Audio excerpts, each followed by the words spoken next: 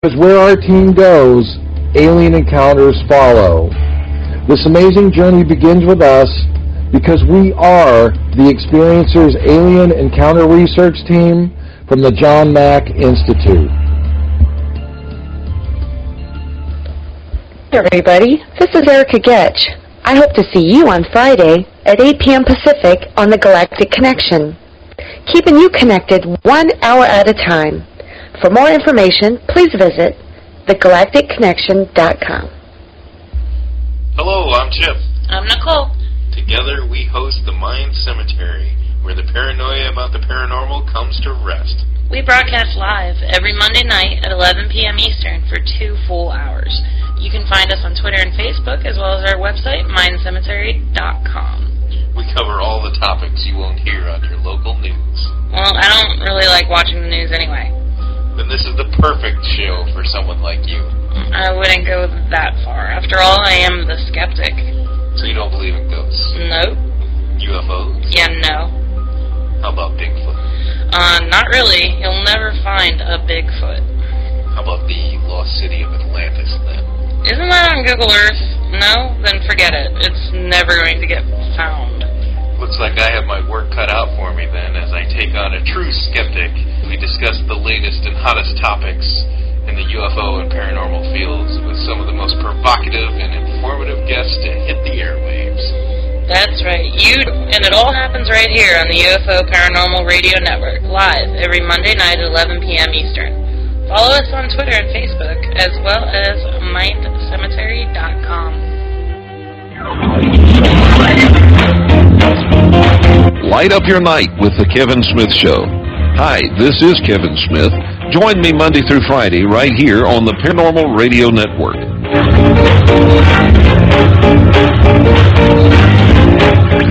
Paranormal Radio.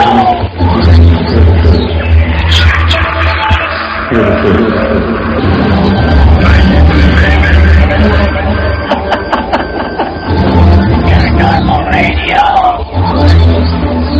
The Church of Babies.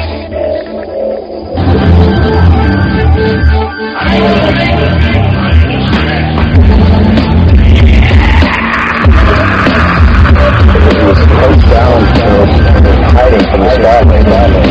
The longest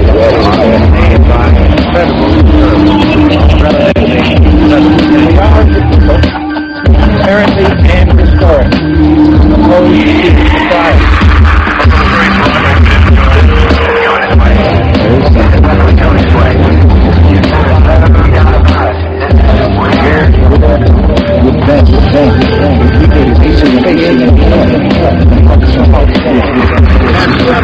Shut down our government's defense system.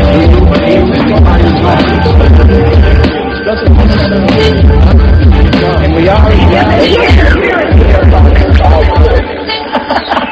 continuing response at the United States Air Force is withholding information from the general public on this subject. The Church of Babies.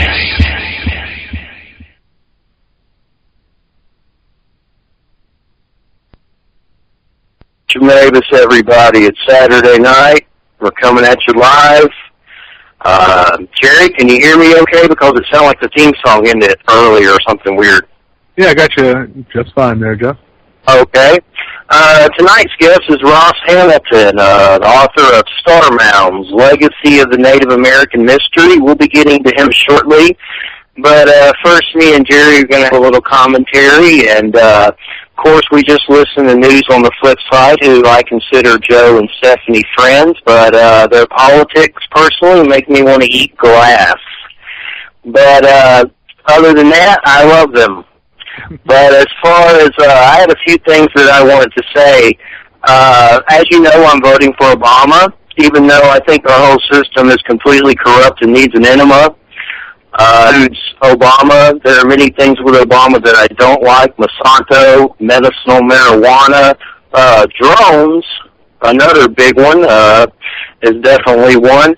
But I definitely, I have a list here of stupid things Mitt Romney has said over the past few months or so, and I just want to read a few of these quotes from Mitt Romney, and then I'm going to let Jerry make some commentary, and then we'll get to Ross, because I don't want to spend too much time on politics, because lately politics are just making me crazy. I'm even getting sick of politics. But I feel the need to express this from Mitt Romney tonight on the Harvest Full Moon. That's right, it's a Harvest Full Moon. Woo! The wolves are out tonight, and coyote and all the good stuff tonight. Well, here we go. First off, one of the comments from Mitt Romney recently. Mitt Romney was asked by a reporter if he was going to be campaigning a little harder from here on out, I guess because things heating up between him and Obama. And here was Mitt Romney's answer. Ha ha, we're in the stretch, aren't we? Look at those clouds. It's beautiful. Look at those things. That was his answer when he was asked if he was going to be campaigning a little harder. He said, ha ha, we're in the stretch, aren't we? Look at those clouds. It's beautiful. Look at those things. I just find that a little odd. Another comment from Mitt Romney. I love this state. The trees are the right height. And that was him campaigning in Michigan, February 2012. Trees are the right height. The president, who I think is a nice guy, perhaps. This is from Mitt Romney, which the other thing with Romney recently was he said on 60 Minutes what his answer was for the uninsured, and he of course Mitt Romney were Obamacare, and he said on 60 Minutes that can go to the emergency, which was pretty much his for the uninsured, that they can go to the emergency. Now, I don't know if any of you have been to the emergency.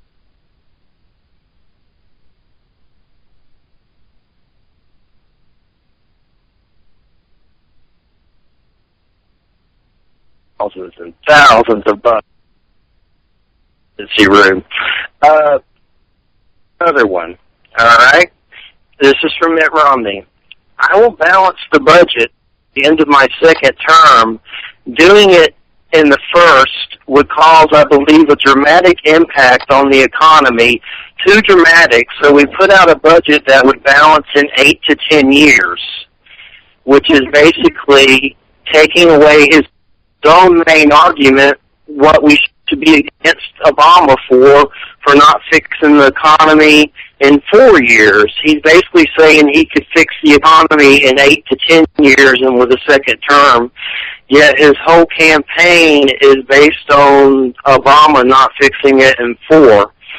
And then one other good one, and then we'll let Jerry talk. I think, Ann Romney was in the airplane. There was some kind of fire. And she wasn't hurt, but they had to land, make an emergency landing. And Mitt Romney goes, why don't airplanes have windows so we can roll down the windows in case there's a fire, pretty much?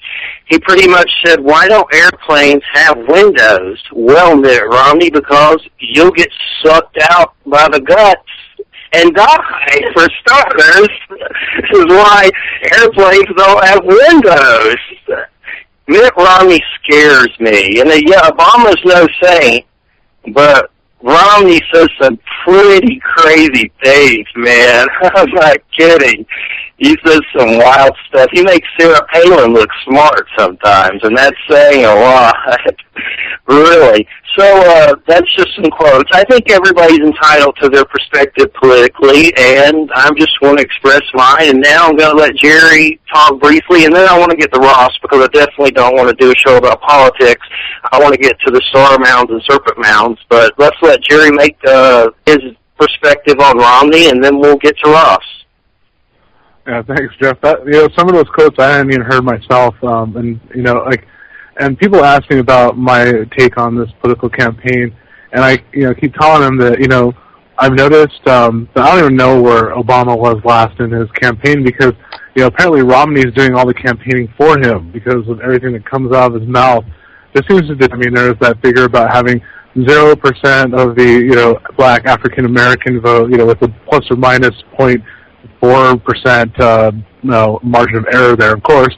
But it's interesting to see this, and I'm not necessarily like you, Jeff. I'm not like saying I love what Obama does on a whole or whatever. I'm not even really a supporter, but at the same time, I think I want my politicians to at least be competent at what they do, even if they're like liars. I want them to be good liars or something. You know what I mean? And I can't say that Romney is very competent at anything other than borrowing on other people's money and then looting what credit they have, and then while they go down in the toilet. Like the whole Bain Capital thing. So those who maybe haven't heard about this, there's an excellent article about it in Rolling Stone about Bain Capital, and you can see the kind of businessman Romney is, which he pretty much is just about himself and capitalizing for himself. So, it's important to keep these things in perspective and not get too over the edge. I just read in the paper today about, or on the news, in the paper, who reads that, right? News online. With this Virginia man apparently killed himself and his family because he was afraid that Obama was going to be and see, this is the kind of people that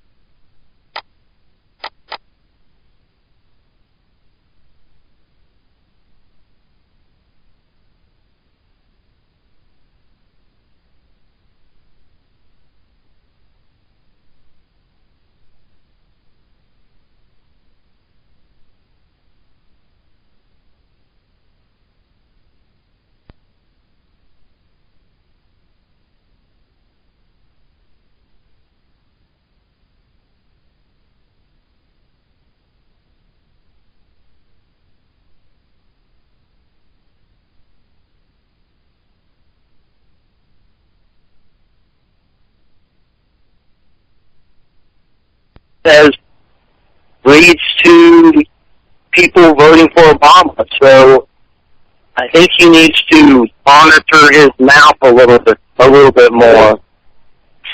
Yeah. But is that an echo? Yeah, I'm getting echo. Well, I'm not sure what that is. Yeah, it looks no.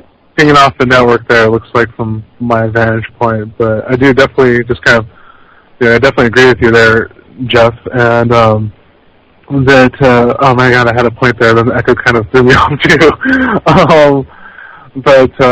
Yeah, so the whole thing with Romney, and now I remember my point, was the whole thing with Romney, if we kind of look at this from, the conspiracy, quote-unquote, point of view, like, to me, this always kind of smelled like those insiders in that Republican side kind of at one point realizing that they didn't have a viable candidate, sort of setting up that sort of Mormon sect to fail because they knew that there was not going to be any support. Look at what happened. They went crazy because Kennedy was a Catholic.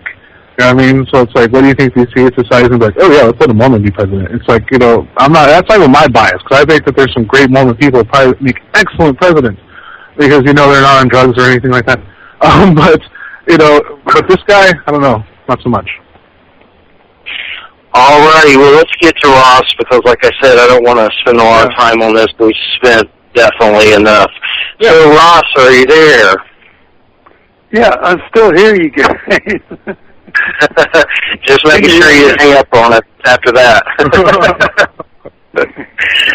All right, Ross.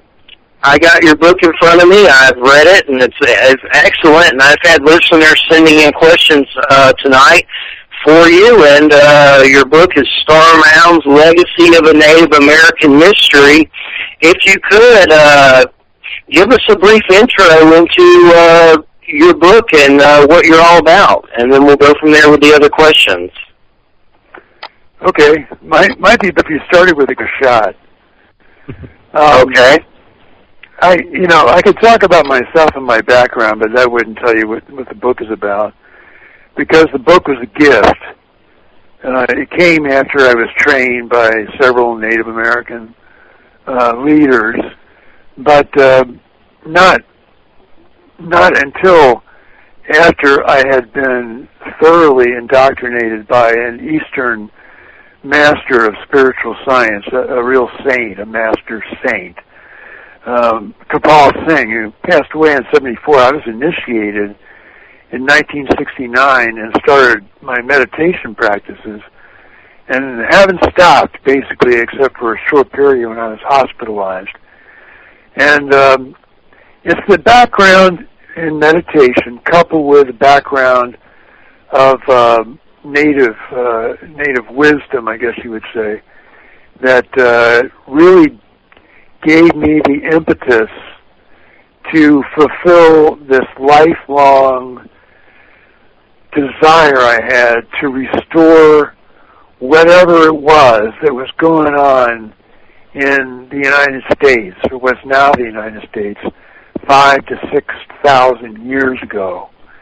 Now, to get you on the same page that I'm on, I want to sort of explain how archaeology in America, in the United States, has been operated since the white man first parked his first ships on the eastern seaboard. It's been a process of create a treaty, create a false friendship, create tolerance, and then when you get a foothold over a few acres, you pull out the guns and you chase the native people out, and if they don't want to go away, you kill them. And that's just the way things work. Native people didn't have, when, the first Spanish and English came, they didn't have gunpowder because they hadn't really put their minds to figuring out how fire could be controlled. And it wasn't that they were of lower intelligence, but basically the white man used that sort of criterion to perpetrate a great fraud on the native people, and that was that you are of lower intelligence. You're higher than Negroes, but you're lower than we are, and therefore we have to babysit you and take your lands from you. And that became policy. Well, if it wasn't for the Cherokee, who actually fought it in court, Native people would probably still be under the great burden of this misunderstanding.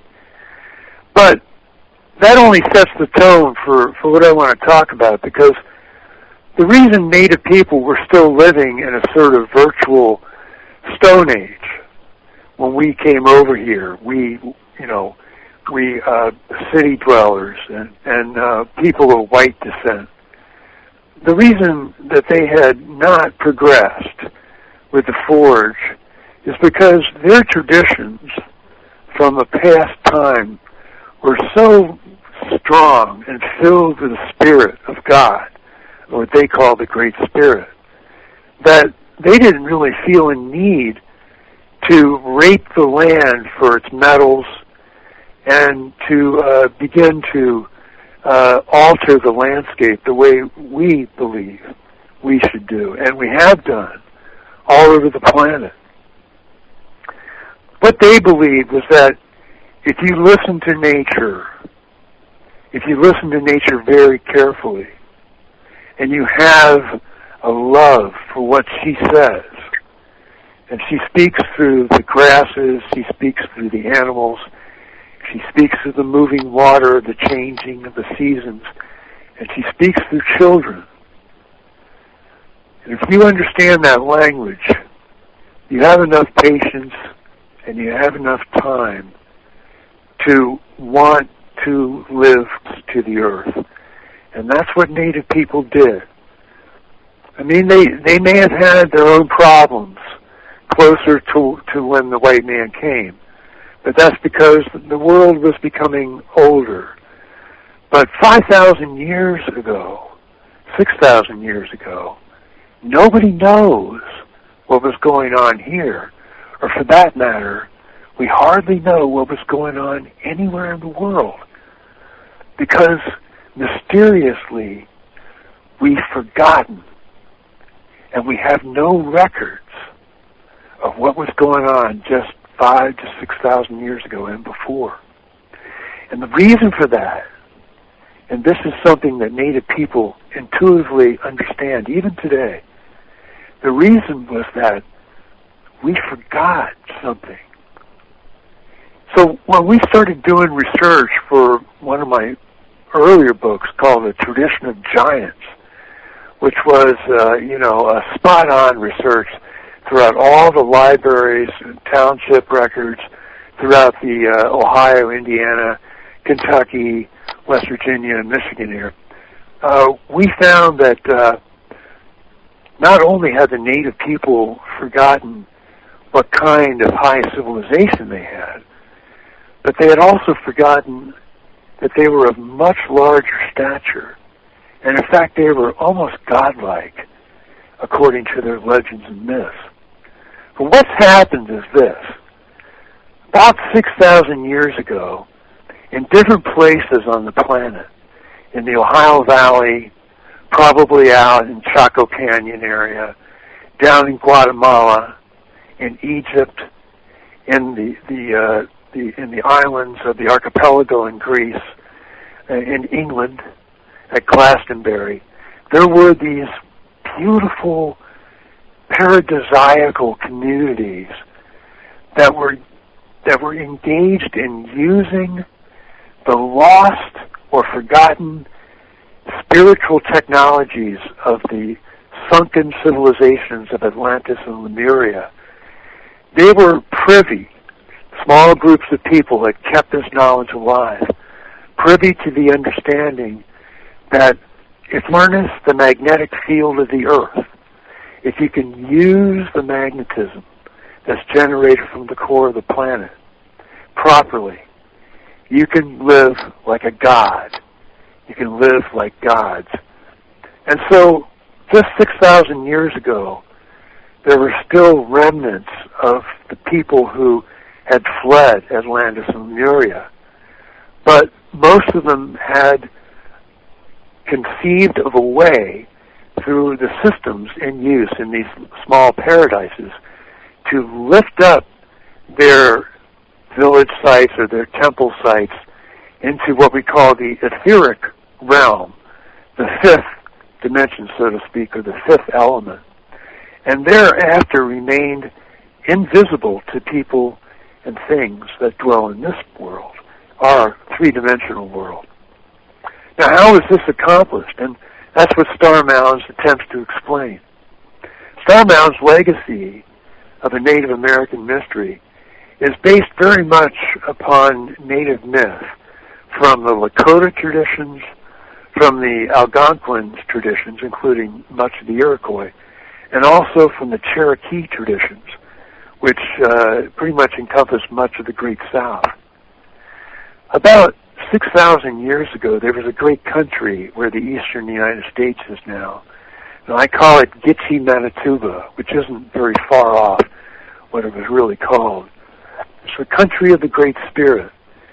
And it was in the shape of a great eagle, the head of which was the state of Michigan. And the great crown plume of this Quetzal was the Upper Peninsula. And when these people ran this country properly, the body extended itself down like a pipeline through 7 great golden cities. And we built cities on top of where those cities were when our planet went back into a sort of three-dimensional physical state. Tallahassee is at the base or root wheel or great city. That's chakra. And then Atlanta, which is due north from Tallahassee. And then a very special place C, which you can see on the map. And then we go around to Lexington, Kentucky, then to Cincinnati, Ohio, and then to Lansing, Michigan, and then the seventh, or crown chakra, the crown of the Great Eagle, was where Sault Ste. Marie is now, the Canadian border. So when these cities were operating properly, they were literally drawing the magnetic force out of the earth so deep that the earth no longer held in its electricity and converted it into heat. It no longer, not much at all, did those people experience the kind of earthquakes we're experiencing today, because they used the energy before it turned into heat and before it swelled and expanded the rocks and created magma. But it's been so long since we've had these kinds of technologies in place, well over 5,000 years, that we're suffering and we're starting to get nervous as a world population. And just before a really serious catastrophic event occurs, the general populace of the world is very upset, not just with politics like you guys were talking about. And that's happening all over the planet. Every country is sick of its politics. But also in the way we treat each other, in the health care we have, in the way property is being managed. But the worst enemy of all, apart from total sexual abuse going on between and among the sexes, is the banking system. The enormous fraud that's being perpetrated on us today by the federal bank, the Fed. The Fed isn't even an American bank. It's totally owned by foreign interests. And that central bank that we're all so dependent upon is no longer based on reality of gold and silver. It just prints money. And it prints it and prints it and prints it until we go into hyperinflation, which is where we're headed right now. And the people that own and operate that central bank and the central banks all over the world, they're all descended from just one or two families. Lord Ryle, Lord Evelyn Rothschild, chief advisor to the Queen. Now, I'm not saying Evelyn, it's a heck of a man's name. I'm not saying this guy is evil. But estimates of his wealth go way beyond our national debt. Evelyn Rothschild's family has a minimum of $500 trillion in cool bullion in several locations. And this is because these people have been taxing the people of the earth by supporting wars and so forth for several hundred years. And Andrew Jackson was the last president that stood up to him. So we have to get a perspective. It isn't the bank necessarily, although that's a great irritation. It isn't the fact that there's political unrest or that we're abusing each other or that we don't understand anything anymore and that science is overplayed and spirituality is underplayed. But the fact that the earth herself is upset. Now, Native American people know this, and they've been this for a long time, as have many indigenous people all over the world. But what I propose in Star Mounds is to take a good look at the mythologies of the world, especially perhaps those of the eastern United States. But look at the Greek mythologies too, and decide for yourself if it isn't time for us to take some action, if it isn't time for us to step up and begin to realize that what we really need to do is stop the earthquakes. Because in spite of the fact that we've only been able to really map the tremors really well for the last 5 or 10 years, it's starting to look like the earthquakes actually have been increasing in intensity and in magnitude rather dramatically just over the last 20 years, and it's getting worse. Something awful is about to happen to the entire planet, but we can stop it. It is feasible if we really put our together and begin to investigate the possibilities of drawing out the magnetic energy of the Earth before it converts into heat. Now, let me explain what I mean. Unless anybody has some questions, let me just... No, go ahead. What I'm talking about. Okay. Now, our best science today is giving us some understanding that at the core of our planet, there seems to be a liquid rotating nickel sort of sea moving around a solid iron core, because that's the only way that they can envision the production of an electromagnetic field. And they're right. Some scientists say, well, they scratch their head. The planet has to have a coil with a current running through it to put out that kind of energy. Well, it does actually, but this kind of understanding is a little bit beyond our comprehension because we can't see into the Earth. In spite of our best theorists, we don't know what's really inside there. But there is definitely something like a coil in there.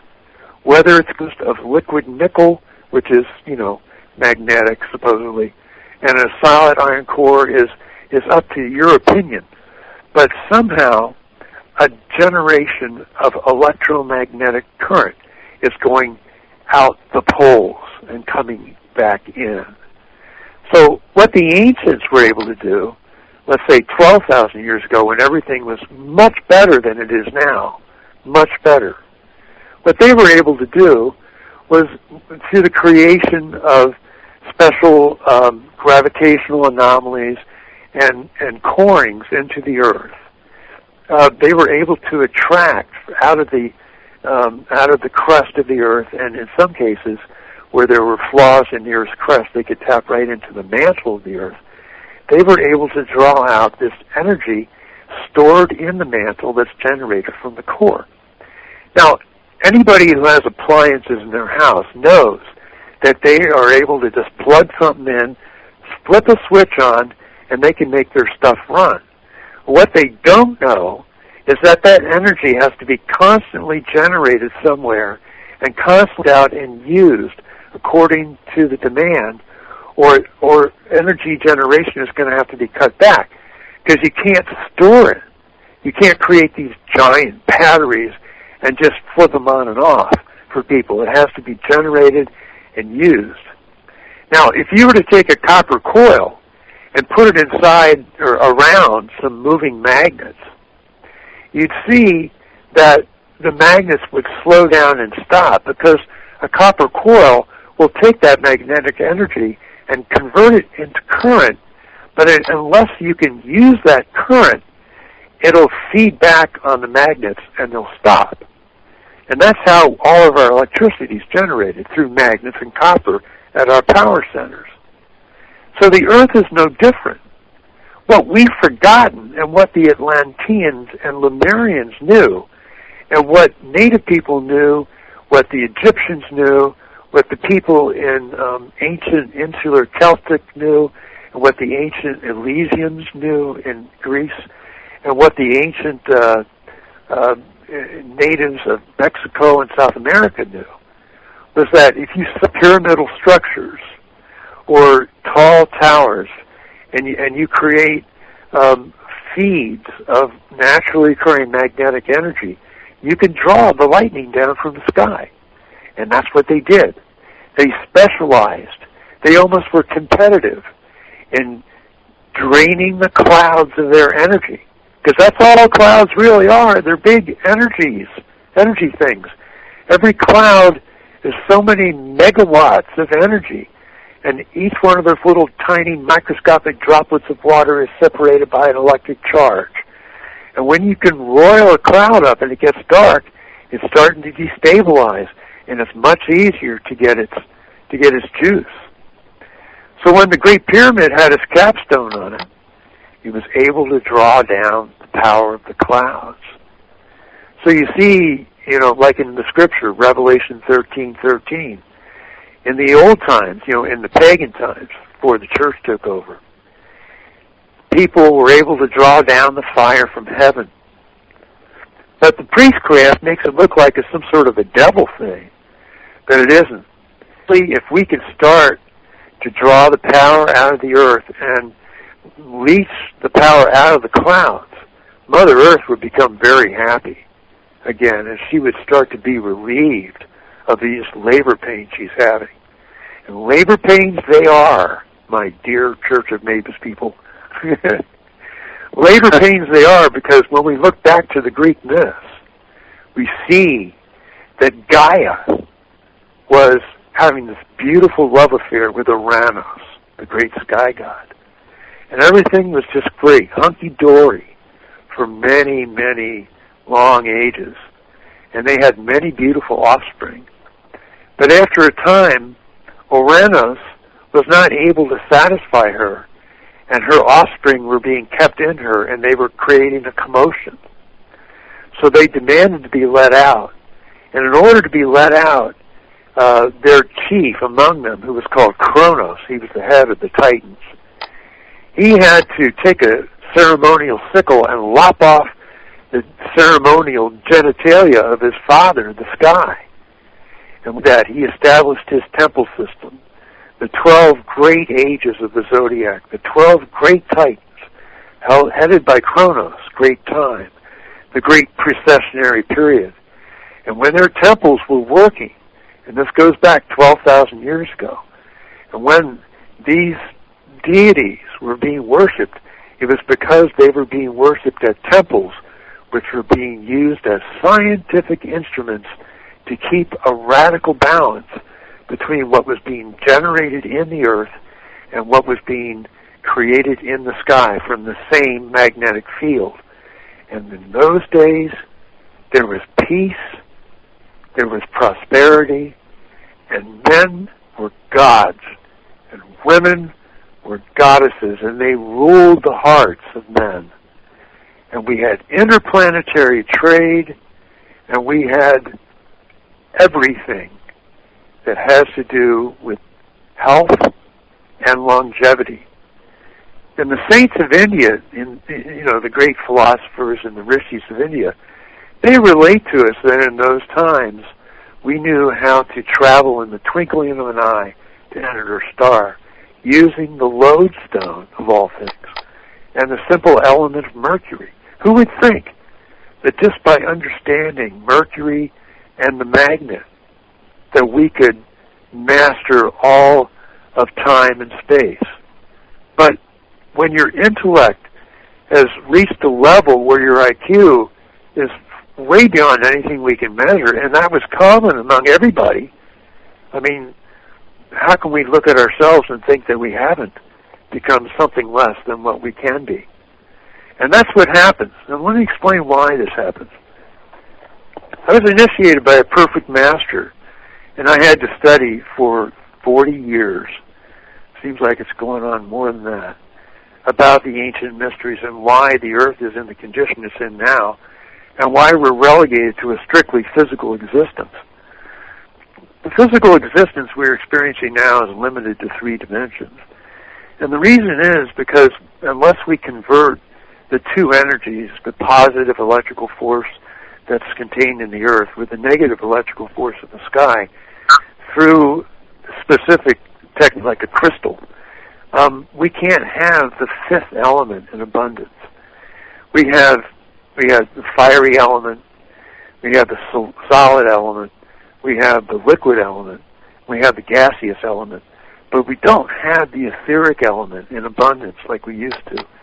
And in order to get that, we have to manufacture it. And in order to manufacture it, we have to set up our pyramids and our temples again.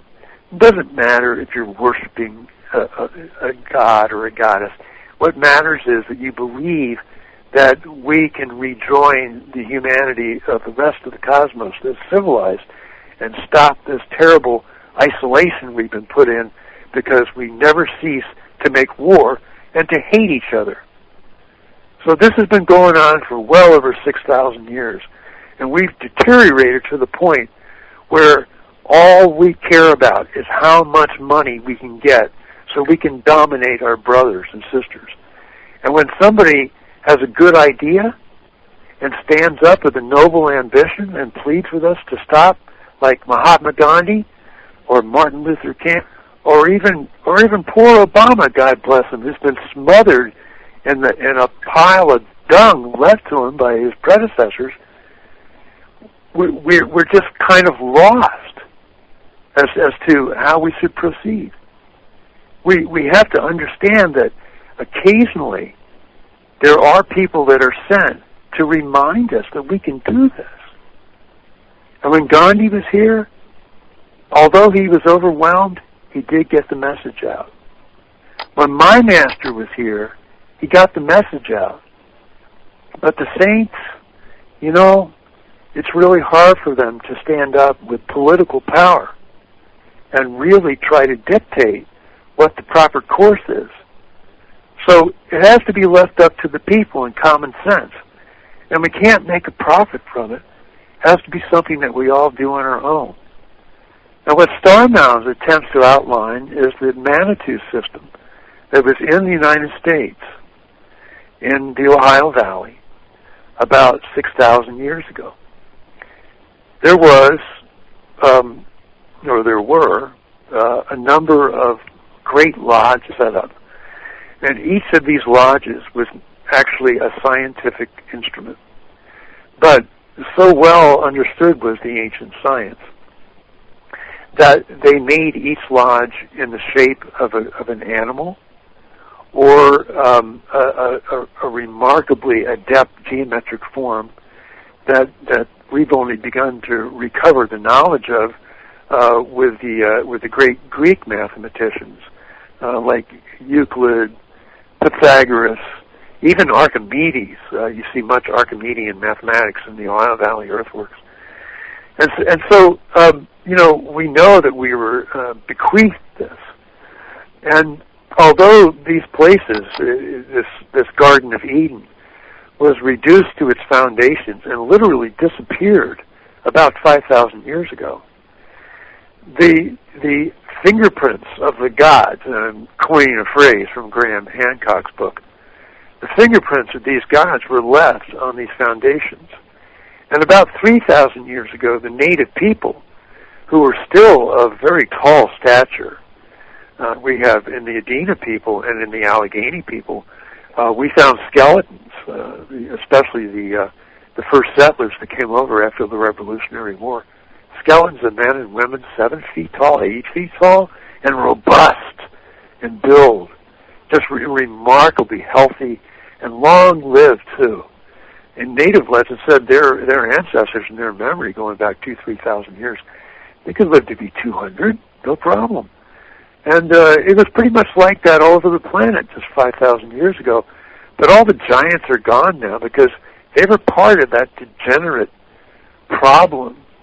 When we remove the capstones from the pyramids, and in the Ohio Valley, when the Ulanya Sut, the great crystals of transformation, were removed from the Manitou altars, we began to forget our powers.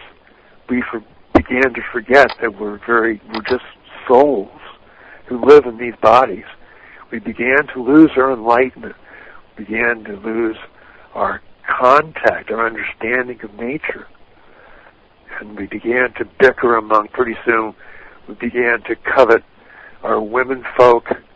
And then we began to section off properties. We divided into tribes. And this is what happened in the eastern United States. But fortunately, it happened a lot more slowly here than in the rest of the world, especially throughout Europe and Asia. Men made many more wars than in the United States. But Native people had their fair share of wars. But in spite of that, the very tall stature was preserved in a few bloodlines, and the memory of when they were gods, 10 feet tall, 9, 10 feet tall, was still retained by these people. So how did these Manitous work? Well, archaeologists have puzzled over the beautiful display of earthworks that was left here in the greater Ohio Valley when the first settlers came over.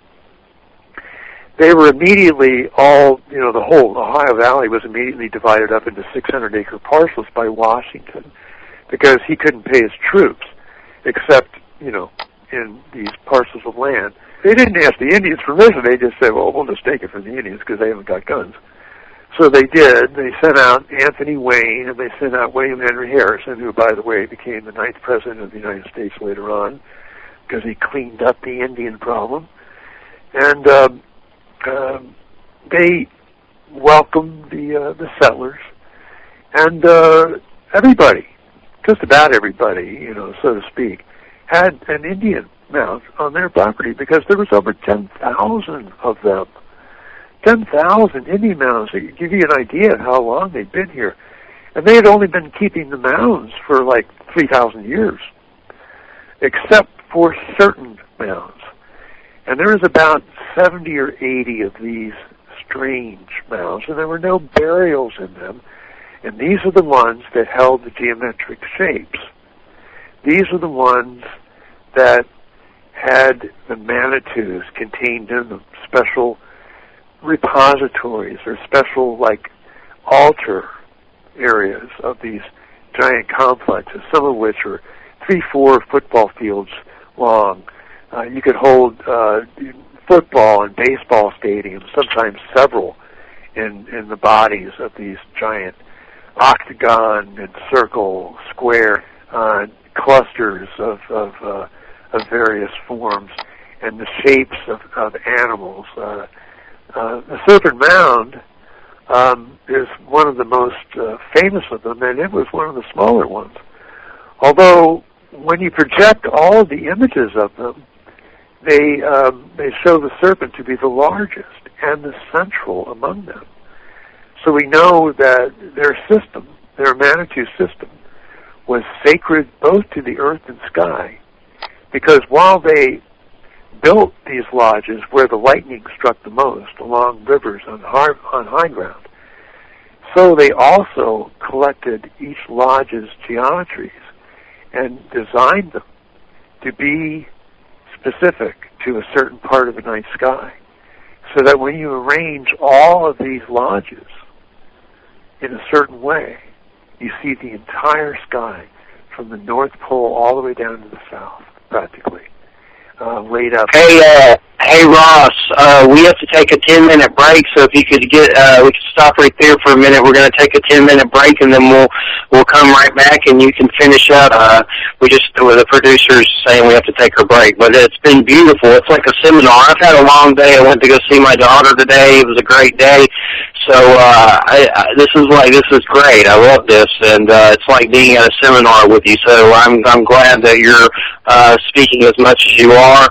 But right now we got to take a 10-minute break, and then we'll come right back, and we'll start right back up. Okay? And you can just we'll be right back, everybody, in 10 minutes, and we'll come back with the second hour. So thanks for listening. You're listening to UFO Paranormal Radio Network and Church of Mabus Radio, and we got Ross Hamilton here and co-host Jerry Avalos, and of course me, Jeffrey Pritchett, the sexiest bald man in the universe. We'll be right back. Thanks.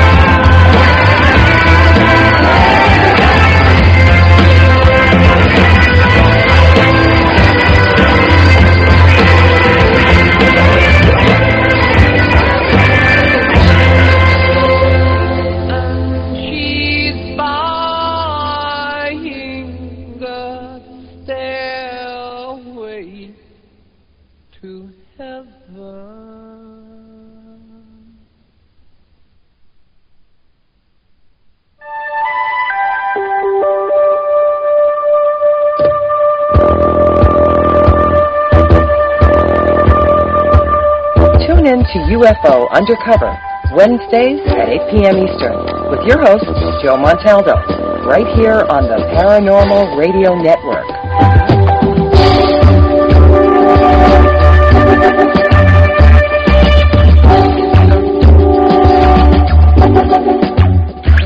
Paranormal Radio.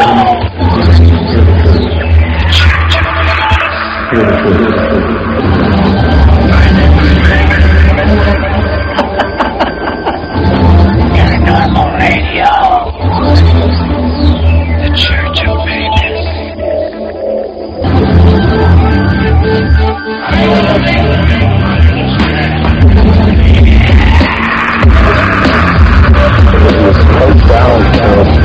Hiding from the sky, and maybe elongated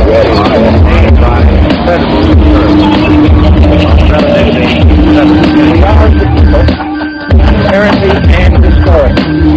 Holy secret society.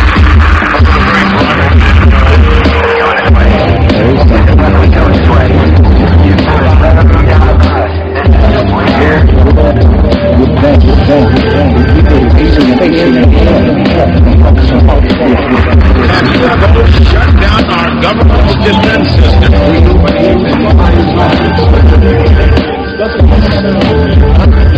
And we are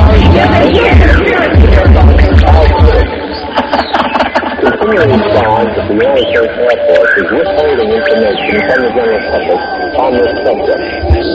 The Church of Mabus. Welcome back to the Church of Mabus Radio Show. That's churchofmabusradio.com on the UFO Paranormal Radio Network, and it's a harvest full moon. That's what I'm talking about. And just real quick, next Saturday is Graham Kreisberg on Ancient Civilizations, the Graham Hancock reader. He has a new book out, and Chip Pressure from Mind Cemetery will be co-hosting. So we're going to start off with Jerry. Jerry, shoot. Thanks for the intro there, Jeff. Yeah, wow, this has been an outstanding presentation here so far. And like we were saying on the break, I'm sitting here taking notes, like, gotta ask this question. So now that I have a chance to ask a question, I'm curious about the star mounds themselves. Is that like piled dirt, or is there some kind of layering going on beneath those mounds? Is there anything particular about that? You know, how they're actually constructed? The mounds are very interesting. Many of them are constructed similarly. They seem to have alternating layers of stone and clay, and then stone, and then a different kind of clay. And sometimes you may have as much as 3 kinds of clay, and you have topsoil, and then you have your earth.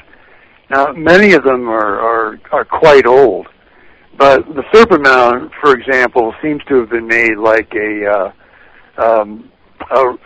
capacitor, like a Reichian capacitor, because it alternates with different kinds of clay, and then it has stone boulders, and it holds a tremendous leverage of electrical force. So that it looks as though when the Manitou was there, it would have been completely dressed up. It would have been, covered in probably seashells or, oyster shells, clam shells, and mica crystals, perhaps. And when everything was correct, it would have held a tremendous leverage of electric from its source, which is a crater nearby, a highly faulty crater that's actually within. And then when the Thunderbirds came, the Thunderbirds were creatures that were believed to bring the lightning and the thunder by flapping their wings. They would send down their lightning bolts from their eyes. And they would always be in the hunt for the serpent. Now, this is Algonquin mythology.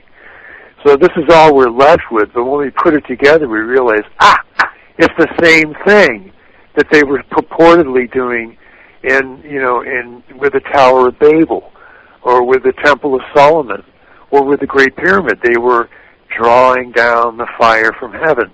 they were consummating the female earth energy, like with the serpent, their mercurial energy, with the masculine kind of sulfuric energy. The sulfur and mercury is that great philosophical formula of the stone, where when they're brought together, they manifest the great word, or the logos of creation, which philosophers claim can turn lead into gold, and so forth. So you have this beautiful interplay between the earth and the sky happening through these simple earthworks. But were they simple in the beginning?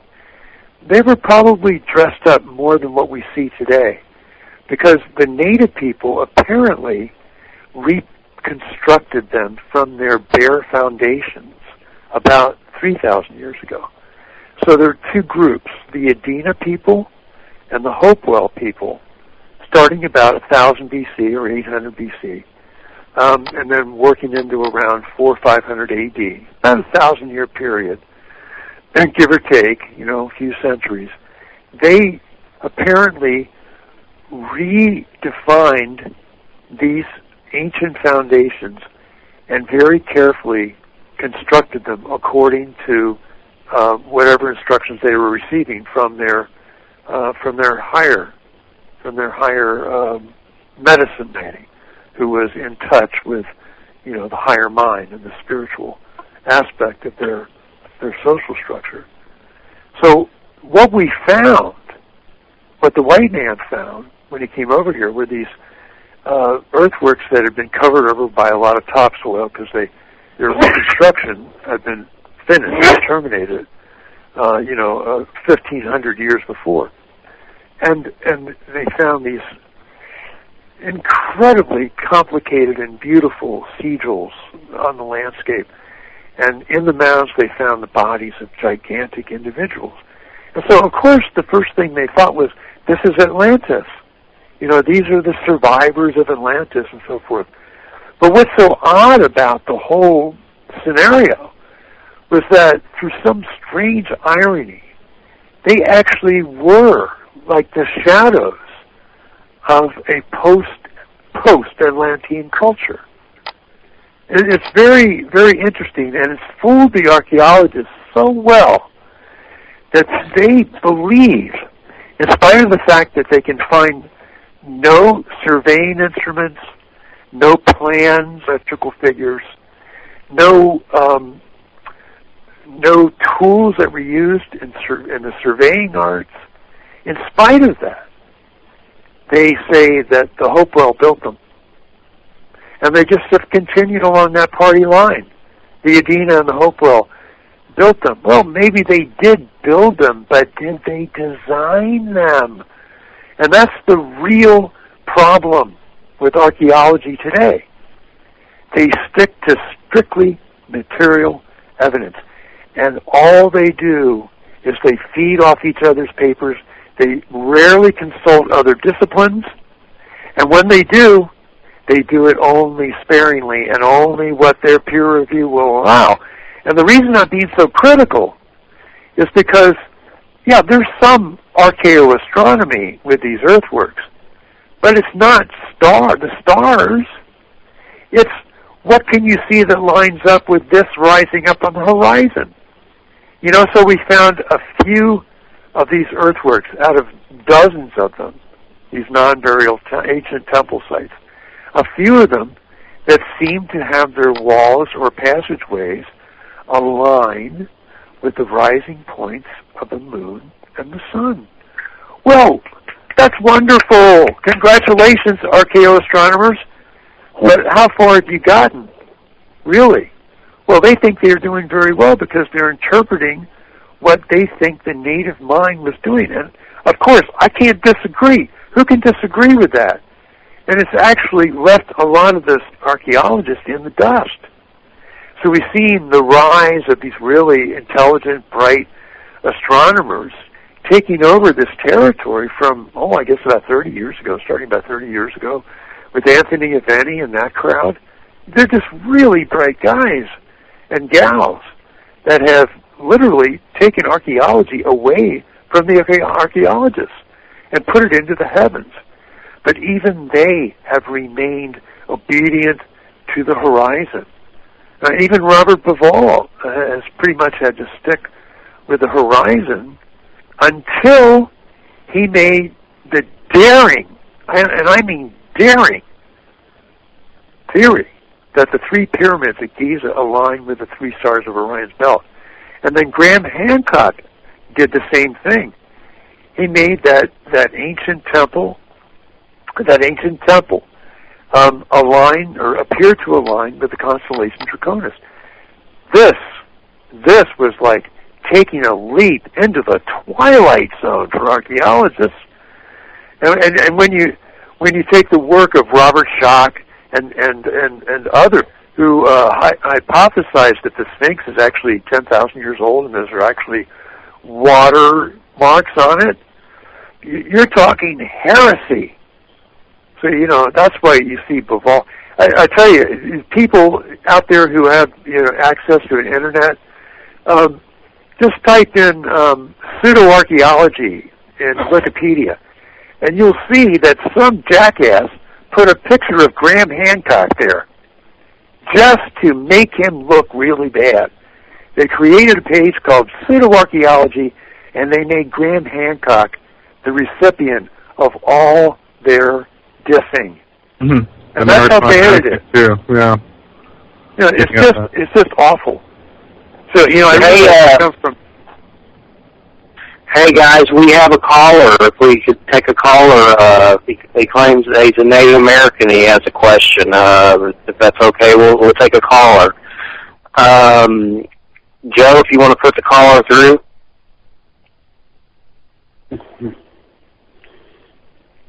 Yeah, hello. Hello, Pop. Hey, how you doing? How you doing, Ross? All right. Who am I talking to? My name is Bud. My Indian name is Wakian. I'm a Calusa Nation tribe, but I'm adopted in the Lakota Nation. And I heard you talk about many things on Native Americans. Let me like to tell you a couple of things that I have learned off the many elders. Many elders were like 90 years old. 1/3 of the Native Americans came from the Asian territory, like in Southeast Asia, Japan, China, out that way. When they migrated over, everybody separated into different tribes. There's 579 tribes. And from there, a lot of tribes we believe in, we came from the Star People. There is caves that has markings of like something like a spaceship or flying a UFO or a person with a helmet on. And it goes on like this. Recently, they found a statue in a Native American burial ground that does not belong in the United States. They found it belongs to out in Egypt. They don't know where it came from. How it ever got there, nobody knows. They're still working on that. My question is, on the time between 10,000 years ago, as you said, to the present time now, what do you think is going to happen to the history of the Native American people to get people get confused to the other? You follow me? Like one side is the truth, and the other side is they're just adding stories up. What do you think he's going to believe what on both sides? Well, if I understand your question correctly, I think you want to get my understanding, my take on what's going on and what's going to be going on. Right. I tell you this, my friend.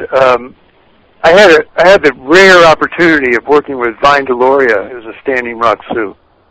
5 years on a project, trying to figure out what was really going on with Native people thousands of years ago. And Vine was divine. Vine was sent. He was a messenger. And that was a great man. And what Vine taught me, he was my elder, along with Jake Swamp, the great Iroquois. Both legends in their own time, both passed away now, God bless them. What they taught me was that, Ross, you have got to keep our traditions preserved in your writings. Because I'm a white man, but I have a good connection with the white people. And they think, or they thought, they told me, they wanted me to be their mouthpiece, to tell Native people this. This land that was taken from you, this land will be returned to you, and it will be done from the inside out. You will not have to raise a hand in anger against anybody ever again, because the masters are coming back, and many of them are taking the native bodies. Well, that's why when there's a white buffalo is born, we worship it and have a ceremony, because it means that the Lakota or the Sioux will come back in a strong force. And I don't mean violence, but the other way as you described. This is why every time the white buffalo is born, all the tribes, we go for it and we give it a name and go on and on and on. Do you know what one of the oldest tribes is in the United States? The Madigan. It's 10,000 years old. By our research, the Lenni Lenape are the oldest. The Lenape. How old do you think they are?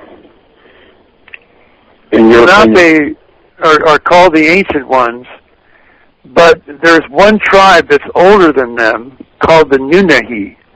Right. The Cherokee and the Shawnee talk about. And the Nunahi go back to about 10,000 years ago, 12,000 years ago. And they're the watchers. They live in the inner parts of the world, of the country.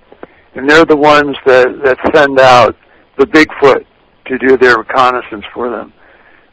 They're not mortal like we think of them. But they, as you know, talking to the elders, we come from the four winds, the four directions, the north, the south, the east, and west. And we're all one. And it goes from there. When a tribe, many centuries ago, when a tribe was formed and later they were divided up, some left the tribe and formed another tribe. And it just kept on going, multiplying and doing this. Now, the Seminole Nation, I'll give you an example. The Seminole Nation is mixed up with many tribes. The Seminole means runaway or one who lives outside their tribe. It was formed down there in Florida, as everybody will know that's located there. My tribe, my original tribe, is the Calusa Nation. Lived on an island right off the Gulf of Florida there. They were there before the Seminoles were formed. I'll give you an example. We're the ones that discovered Florida before Spain came. And when Spain came, that's when, the wars broke out and et cetera, the whole bit. And everybody tried to merge together. And that's exactly the history of that. And then from there, the word got out to different tribes, the Creeks, and the Cherokee. The Cherokee is broken into two bands, the Eastern Band and the Western Band, because of the Trail of Tears of President Jackson. So I was just, calling you out and telling you a little bit of my opinion, too. So. Okay, we appreciate your calling very much. It's good to hear a native man's voice. Yeah, thank you very much for taking the call. Okay. All right. Take care. Take care, Tom. Thanks from the Pal Talk chat. One of my questions was someone said something about on Ancient Aliens. You'd mentioned some 7 to 8 foot skeletons on some of the mounds buried, or something to that effect. Is that fact? Actually, they didn't use that footage. But yeah, I did. They filmed me saying that. But unless I'm on this year again, I haven't seen that clip. But yeah, they did find some skeletons of men, a great number of them that were 7 feet tall, native men. And this is an older tribe. This is a tribe that met with the Lenni Lenape and had the Great War. They were called the Allegheny people, after whom the the Allegheny Mountains have gotten their. Now, the Alleghenies were believed to be the last surviving families of the once great nation that was here 6,000 years ago, during what we call the Archaic period in archaeology. And this country went all the way from the Hudson Bay down to the Gulf, and it had 7 great cities, and its wings spread out into the Lakota territory, even up into Canada a little bit, and the other wing went out to New England. So the Great Eagle was spread out that whole distance, and its body went down into the southern, and it looks very much like the eagle on the Great Seal of the United States. Now, what's interesting about this great country was that it was inhabited by giants, or what we consider to be giants. In those days, when they knew how to draw the power down from Father Sky, and they knew how to draw the life-giving energy up from Mother Earth, and they conferiated, they married these two energies in the heads of the Manitous. They gave the Manitous life, and the Manitous gave this new energy that was made from distilling the two energies together back into the earth. And when the earth received this energy, it drank it in, and it became rich. And many of the places that were made of stone, that are made of stone now, were living in the old days when the Manitous were working. And many of the places that were dry were moist with life. And it's said in those days that when a tree grew, it didn't grow just to be 30 or 40 feet tall. It grew to be hundreds of feet tall, and it very much grew to be very old. And when the trees grew old and produced great fruits and vegetables and so forth, and from the bushes, the people ate these things, and they were full of light, because the earth was full of life from what the Manitous were giving back from Father Earth and Mother Skies loving each other. And the people grew to be very healthy, and their DNA was totally enhanced by this energy that we call mana, or manu. It's a word that's used all over. It's where the word Manitou came from. But we see that same word being used all over the world, in Lemuria and Atlantis, Manu, the richness of the energies of life that come from neutralizing the positive and the negative into this third energy, this stuff that we no longer recall, but it's inherently a part of our own bodies. It beats out of our hearts. It's called prana. It's called vitality. It's called life force. And it stems from the single principle of logos, the universal sound principle, the happy song that Mother Earth sings when she and Father Sky are making love. So when they make love, and when that love it goes through the Manitous, or the pyramids, or the great temples that they used to have, these temples fill up with this life energy, and because it's constantly being generated, the earth begins to swell up with it. And when the earth swells up with it, things grow again.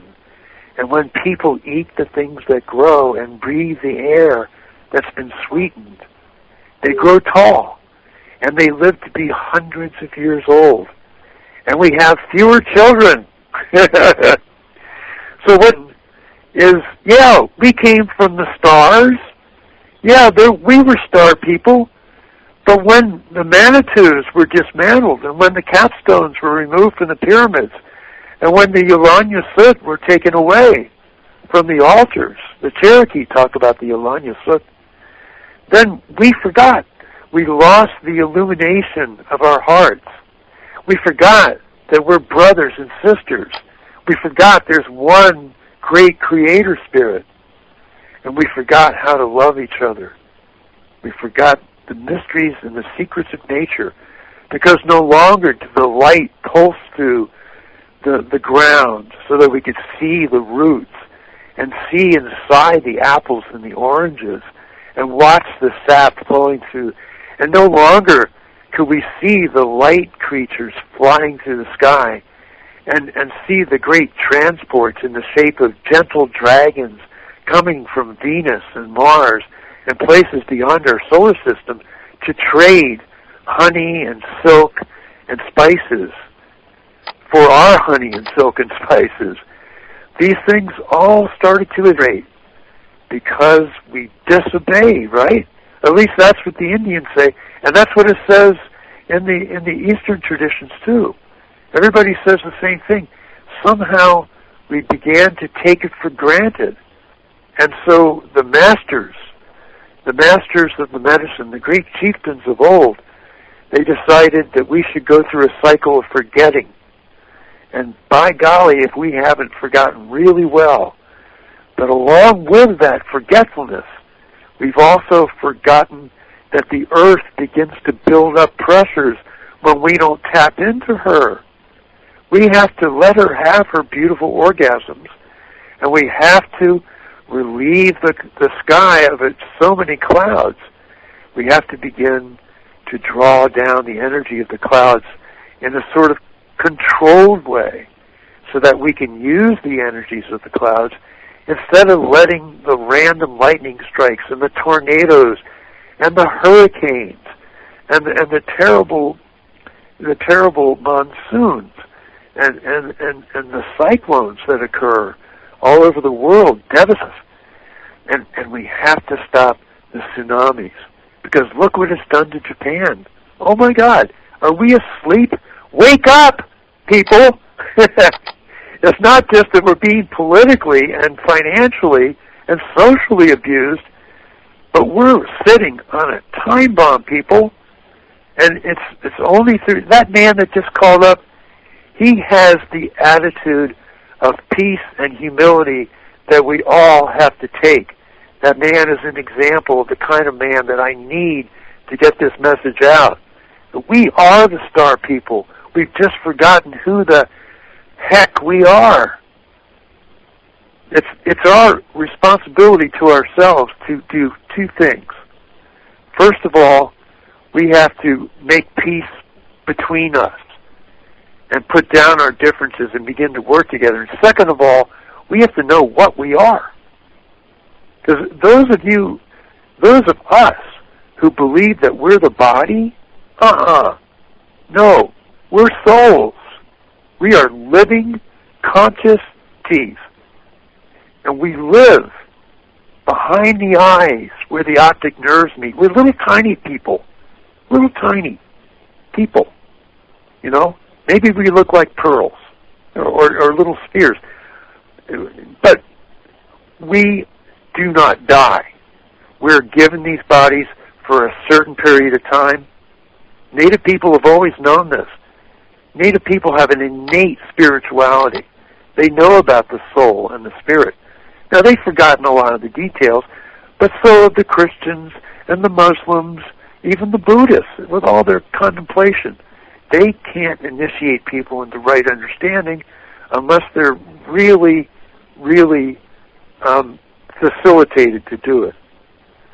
Now, what we have to do is begin to know that we're not the body, we are souls. We're here for a short period.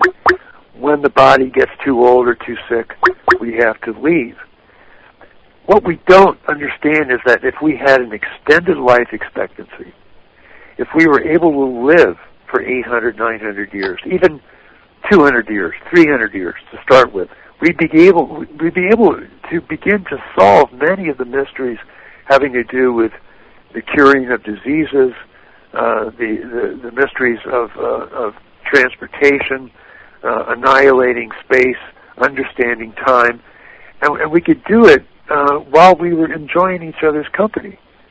So in order to be able to get along with each other, we have to have a common goal. It has to be worldwide. It has to be above religious differences. It has to be above financial differences. It has to be beyond political differences. We have to recognize that we have a common enemy. And it's not us. It's not each other. And it's not some godforsaken fantasy of space people coming to invade us and eat us. It is the Earth herself.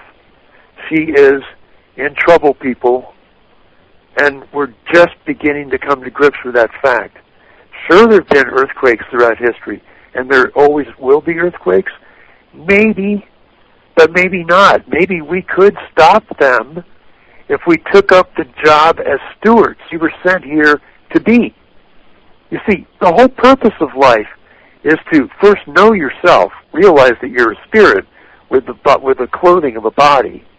But the second thing is to do service to the earth, not to yourself, maybe to your community to get everybody working together, but we have to do service to the earth. That's our calling. That's what we do. That's what we used to do. But the last time we did it well was with Atlantis and Lemuria. And our science doesn't even believe these places existed because we just have not risen to the level where we can generate enough natural luminosity in our brains to be able to discern many things that are being inhibited from our discerning them. Occasionally you get a brilliant guy or gal who will come up and they'll tell you a few things. You know, I talked about Mahatma Gandhi and Martin Luther King in the last segment, but what about the Albert Einsteins, you know, or the well, I don't want to name because these people have institutions around them, and we can get into some form of politics. But the point is that occasionally somebody does have a good idea, and we should work on that idea without trying to profit from it. I mean, there's a lot of people out there that say we can have free energy, and there's a zillion. I mean, just not a zillion. There's no such number, but you know, there are thousands of inventions out there that are wanting to be patented. And if you go on the internet and look up free energy devices, my God, you couldn't even watch all the videos. Because everybody wants to have free energy. But most of those people want you to pay for it. And as soon as you want somebody to pay for it, you automatically separate yourself from your neighbor. You got to earn a living, but do we have to compartmentalize everything that we do? Do we have to constantly separate ourselves from each other? You know, a friend of mine, Hugh Newman, who runs the Megalithomania conferences, he was saying that in Europe and throughout Asia, their internet is 10 times faster than the internet in the United States.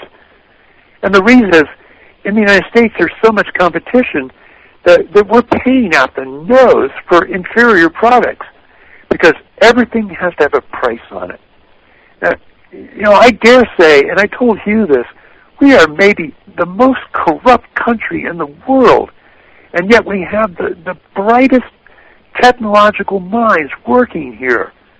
But everybody wants a piece of the action, from the technology department to the lawyers. Everybody wants a piece of that, and then what do they do with the money? Do they put it back into helping people? No. They put it back into making their companies stronger, into buying islands for themselves, into extravagant vacations. You know the whole spiel. And the Fed keeps printing money. Printing money with no gold to back it up. What are we? What is going on here? What do we have to do? Well, we have to start to think about what we can do to relieve the pressures in the earth, because whether we know it or not, what's causing all this erratic behavior in religion, in politics, and in our general scientific and anthropologic community is a nervousness, a deep-seated tremor and heat that's building up in the planet that we live on. Because whether we like it or not, and just like Native people tell us, or try to tell us, we are intimately connected with the earth. especially as long as we think we're people. Now, the earth has a spirit, too. And if we rise to the level of our own spirits, our own souls, if we just rise up to the level of the third eye, behind the two eyes, if we can just rise up to that level, which is just above the level of the eyes, we can begin to understand that there's a serious problem with our house. And we can ignore it. We can just play on the internet, play our video games, we can go to our jobs, put our hands over our ears and go, la, la, la, la, la, la, I'm going to vote for Obama, I'm going to vote for Romney, or, you know, it's really a shame what the Fed is doing, but I just need my space, leave me alone. We can do that but if we meditate, if we learn the art and science of meditation, just give yourself a little time each day to meditate. Learn some form of it. You know, you can do transcendental meditation. You can do Subud. You can do Buddhist meditation. You can do any number of different types of yogic meditation. But learn how to sit still and learn how to calm your mind down. Learn how not to be angry. Stop with the anger because the earth is starting to be angry. And it's not intentional, it's just a great deal of heat and a great deal of uneasiness and a great deal of expansion. There's going to be more tremors coming. I'm not a prophet of doom. I'm just saying that we can stop it. We can stop the tremors because it's within our power. Our power is the people of this little tiny speck of a planet to rejuvenate. Now, I'm very fond of telling my friends that we live in a theater. And in fact, you know, in reality, we do live in a theater. The Earth is a theater. You'll notice that there's no other habitable planets in the physical plane within any range of our telescopes that we've been able to truly discern. Well, on the etheric level, the masters teach us that all the planets are inhabited by people because the universe is in the shape of the anthropomorphic form. They're all of different races. There are different heights and weights and species. We have 5 or 6 races on the Earth alone. The Saturnians are a race. The Venusians are a race. The Martians have a race. We can't see them. We don't live in their zone because we haven't been able to bring our zone up to their level yet. And to do that, we have to create this transformation of removing the electrical force and the heat from the Earth and conferiating it, marrying it with the energy of the sky. And once we begin to feed this energy of the two back into the Earth, then we'll begin to rise up to the level of the zone where our ancestors came from. Okay, any more questions? Yes, yeah. This is serious stuff, I know, but, you know, we can do it, and we don't have that much time to do it. I mean, we don't have much time with this radio show either, but you know, I would say that within 80 years, let's say by 2080, 2090, if we could get several projects going on the Earth, maybe 2 in the United States, 1 in England, or a couple, one in England, Scotland, 1 in Germany, 1 in France, 1 in, you know, in some of the old Iron Curtain countries, in Russia, in Australia, if people started experimenting with Earth and sky energy, maybe really examine the Tesla theories and so forth, and just don't try to tap in the energy to use to run things or to sell it. Just let it feed back into the Earth. That you might see miracles start to happen. You might see real energy levels starting to change.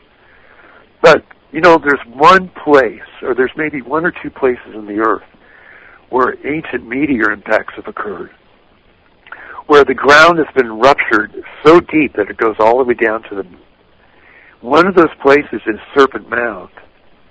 And we think, and this is still just a theory, but we're pretty sure that it could be right, that if Serpent Mound were properly reactivated with the Earth-sky energy, that it would have a limitless supply coming from the meteor crater that it's on.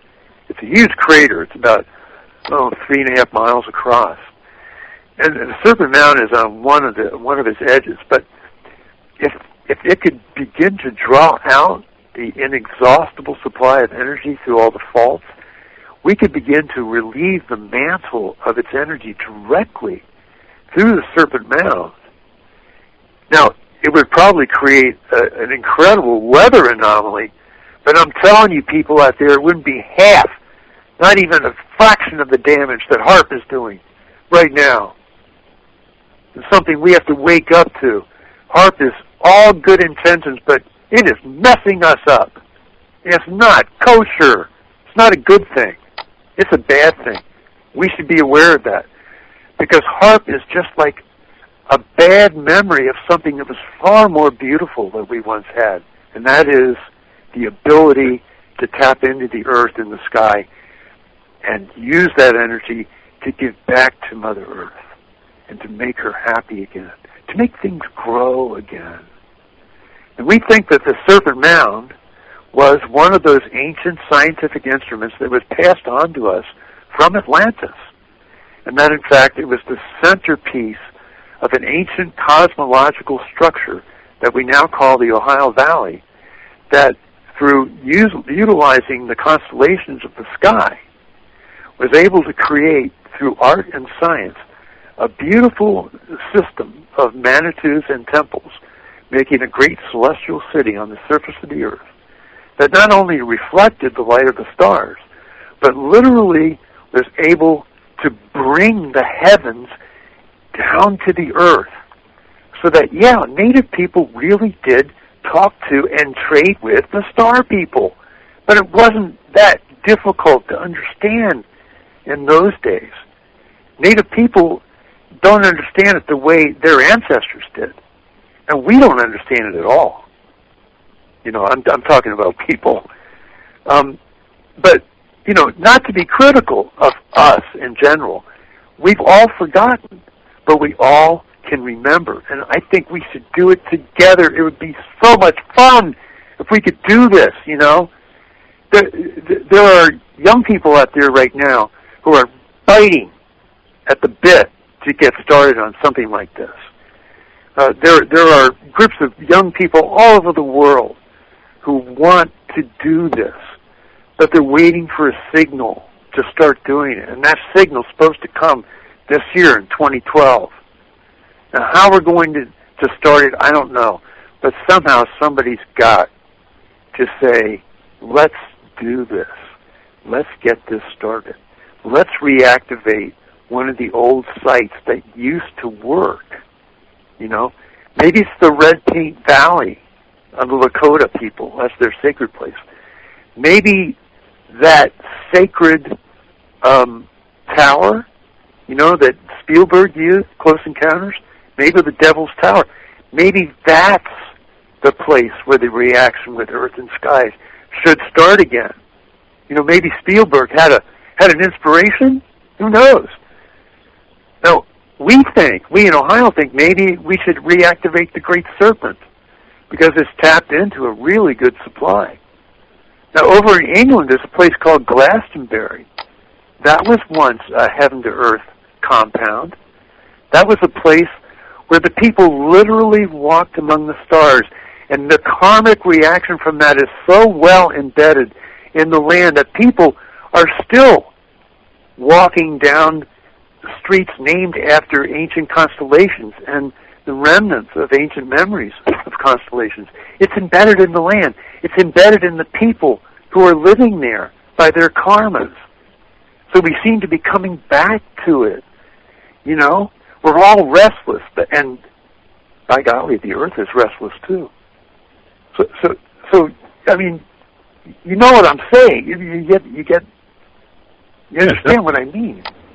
Yes. Yeah, definitely. So I mean, it seems like the state we're at right now. I'm wondering if some kind of extinction level is going to happen.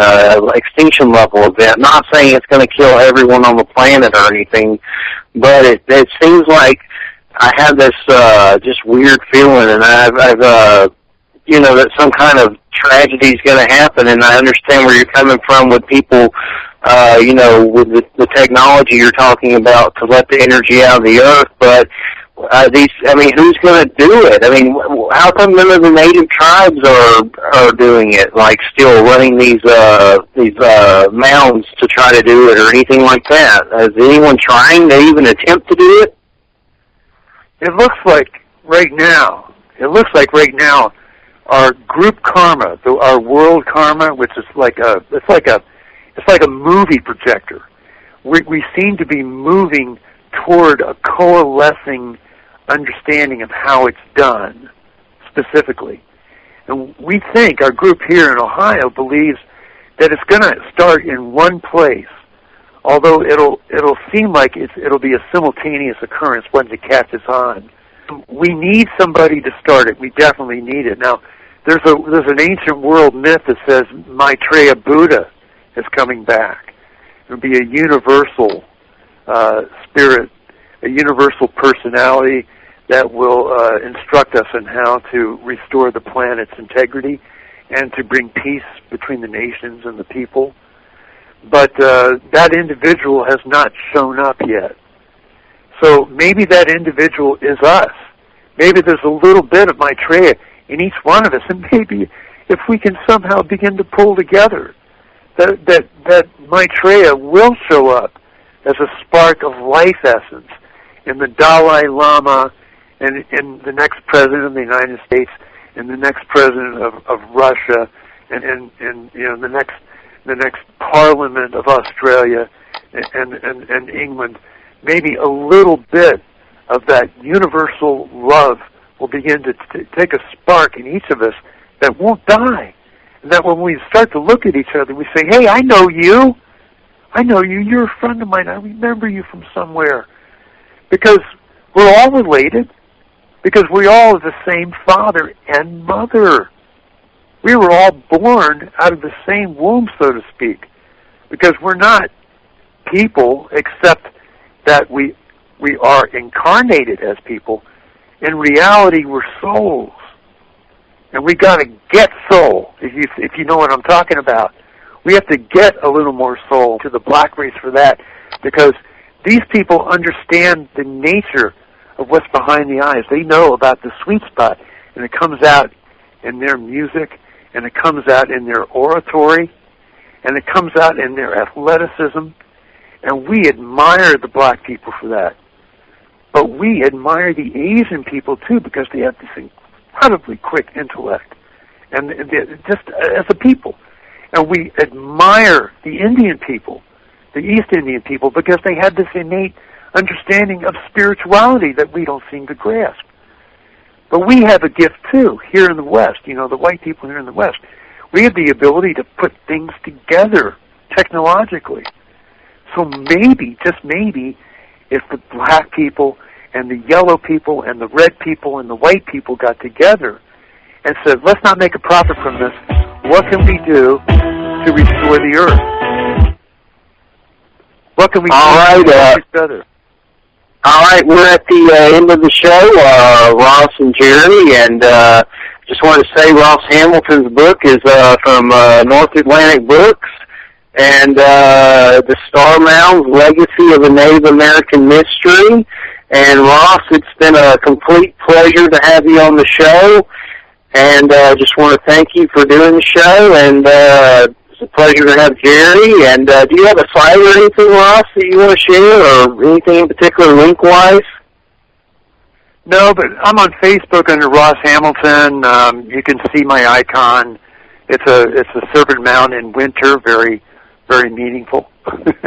Serpent covered with snow. It shouldn't definitely be hot.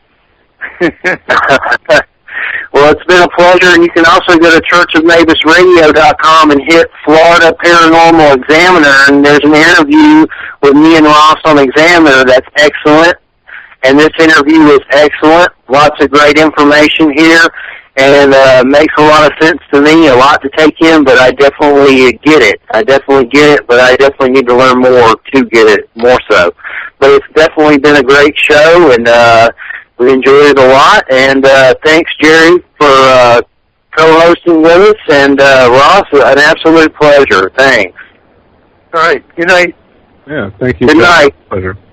Good night. Y'all have a good weekend. And everybody stop by churchofmabusradio.com. And next week is Glenn Kreisberg. We're going to be talking about Graham Hancock and Chip Pleasure, I always say Pleasure, Chip Pleasure from Mind Cemetery. That's his porn name, Chip Pleasure. But Chip Pleasure from Mind Cemetery will be co-hosting. Thanks for listening, and everybody have a good night. And don't celebrate Columbus.